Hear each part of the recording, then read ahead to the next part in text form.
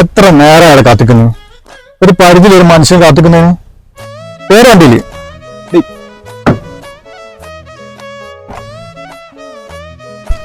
എല്ലാ സ്നേഹിത ഒരു 2 മിനിറ്റ് കാത്തിക്കാൻ പറ്റില്ല.